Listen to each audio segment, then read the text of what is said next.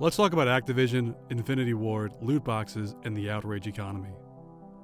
So Activision, publisher of the Call of Duty franchise, recently announced that a small part of the upcoming Call of Duty game will be quarantined off as a PlayStation exclusive for a year, which just so happens to be the average lifespan for these titles. Also, someone leaked something about microtransactions and loot boxes, which may be more than cosmetic. The COD community responded negatively because loot boxes are inherently an intentional predatory choice and are never the mistake that publishers try to pass them off as. Infinity Ward Studio art director Joel Emslie stepped up to Reddit and made a post in response to all of the hubbub. I'm not going to read all of the post, but I will link it below and we'll sum it up in a few points in this video. 1. We are a varied team of human beings who love making games and want to make the best one we can make. 2. We all see all of your feedback and hear your concerns. 3. Some of that is toxic and that can really suck. 4. We understand you are angry, but toxic criticism isn't okay. 5. I'm not going to say that the rumors and stuff that was leaked are true, but I also won't say that they are false. I will still call into question these people's credibility, even though these people have been right about leaks in the past. 6. Let's solve this problem together, somehow. So as you could probably gather, I'm not a fan of this. Well, let me back up. I do think that toxic criticism is bad, and the people who do it are not helping and are doing very bad things. And I do think that it is a problem that is worth addressing in our industry. I am also not particularly angry at the developer.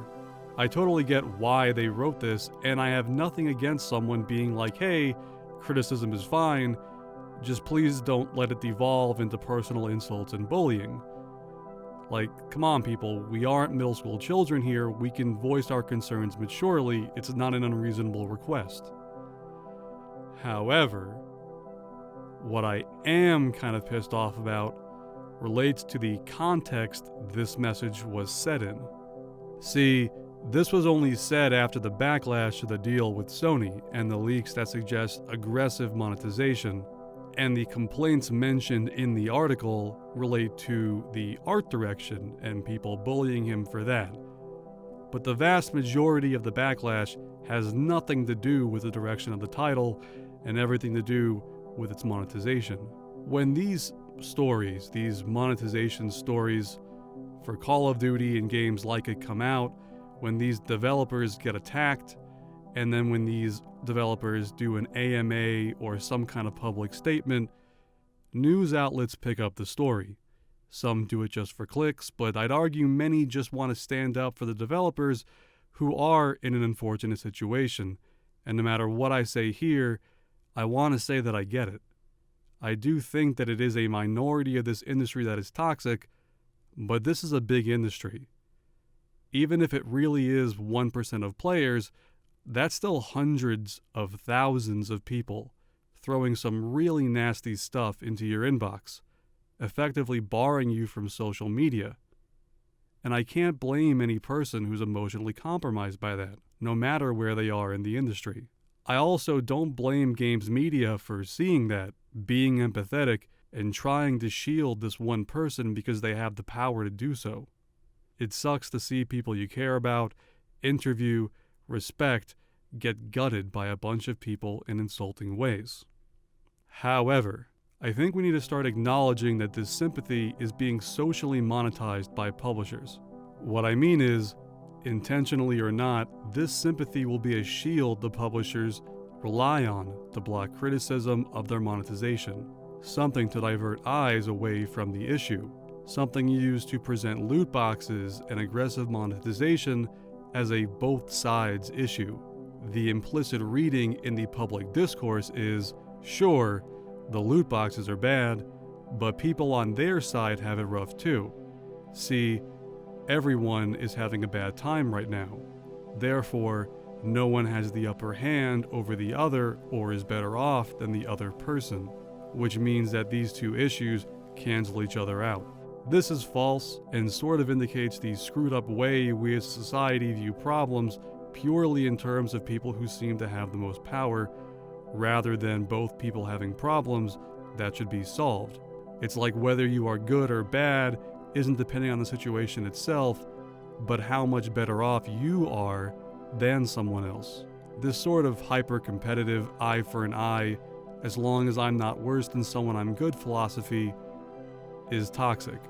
But I'm getting sidetracked. Because our society thinks like this, it can appear true in the spectacle that is the discourse in our modern social media age. And as a result, publishers can use it to exploit the outrage over the toxic minority of comments to overshadow the legitimate criticism people have of their monetization services. And this is super crappy for a few probably very obvious reasons. Of all the people to pretend to care about bullying or toxicity, publishers are the absolute last people I want doing it. Because if any one group is the source of the toxicity, it's the publishers. Publishers exploit their workers in unfair and toxic working environments industry-wide and don't change until people call them out, if even then. They also make the gaming industry discourse as a whole toxic. Companies like EA will donate some money to an anti-bullying charity for free press, but they never mention how the fan culture they continually cultivate stokes the flames of that toxicity, full of hype and elitism. We don't mention how publishers make every single element of their games a haves and have-not scenario that creates resentment between players, which the publishers rely on to push sales. We don't talk about pre-order bonuses, DLC that makes people feel like they should have been there on release, early releases, changing review policies to make games media unable to warn people about games before release and do their jobs. Even things like how games withhold certain endings unless you play in the most elite way, all of this contributes to a very toxic culture where games are no longer an artistic medium where everyone has a place, but a way to compare yourself to others based on how much you've spent. Not to mention the toxic behavior they themselves engage with behind closed doors. And then when all this hits a boiling point with crappy monetization choices in one of their games, what do? Well, they have an AMA, but not with an executive at the publisher that made the decision. No, with the developers. A bunch of overworked, underpaid, stressed out people who are likely not trained in public speaking or de-escalation of conflicts, who are also personally invested in the game that everyone's railing against, and, most importantly, who don't have the final say in how their stuff is monetized. Honestly, the Call of Duty developer showed an impressive amount of restraint given the situation the publisher put them in, because sometimes these people can crack.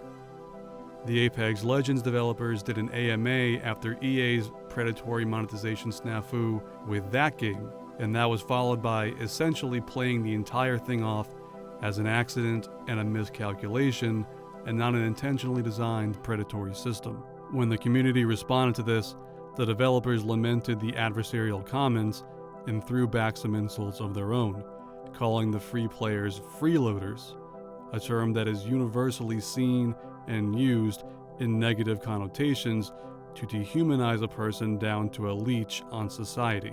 And when these developers crack, the discourse shifts.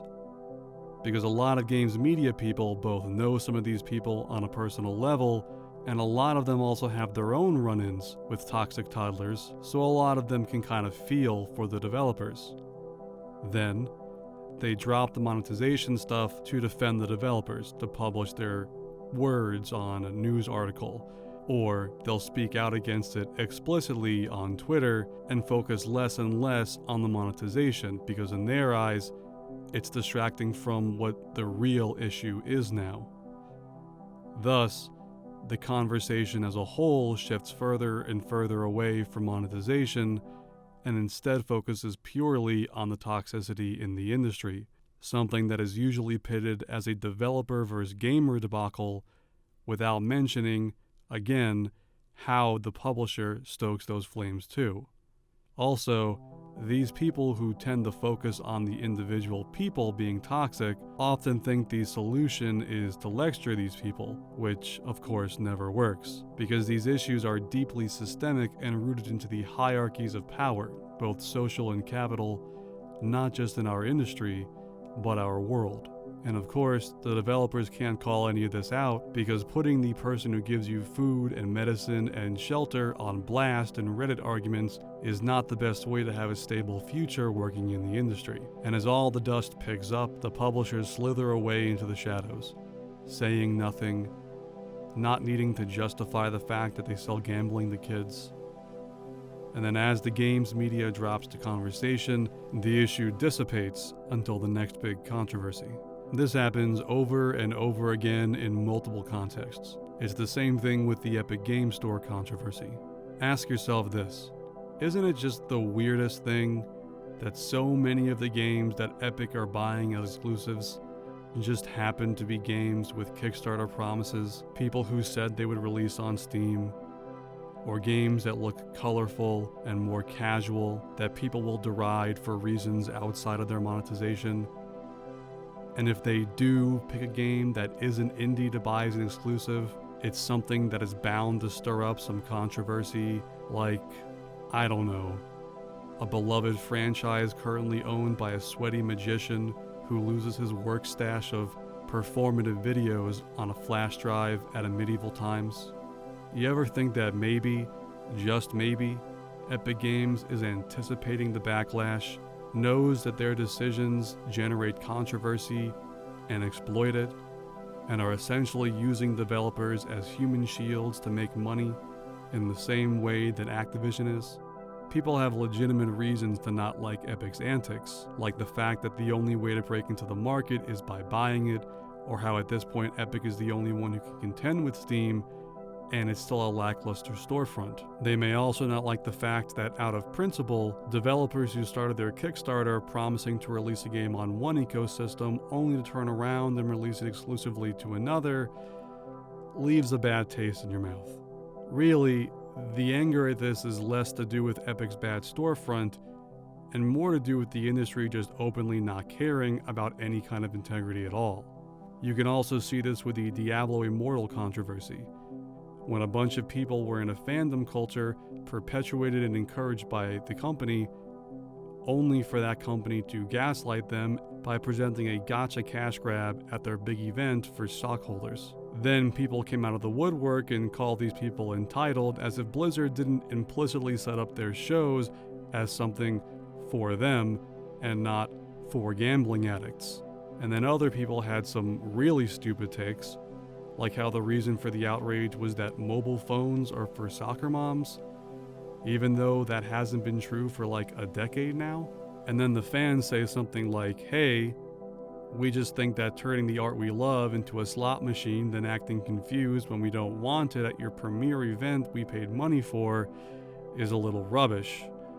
And the response is that these people are lumped in with the toxic people that send the developers death threats. And once again, the publishers set out of this argument, slither away, and are safe until the next controversy.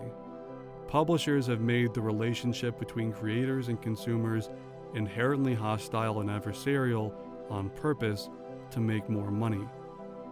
Now, you could also go up a level and blame the socioeconomic system we are in, and you'd be right, but that doesn't mean we can't criticize how actors in this system behave. And publishers have continually lied or shown a lack of transparency while going full hog on a lot of greedy, predatory crap. The game that these developers make is still exploited by the worst of our industry. The developers have no control over the monetization, but regardless, answer for it. And I think it's time we started calling it out.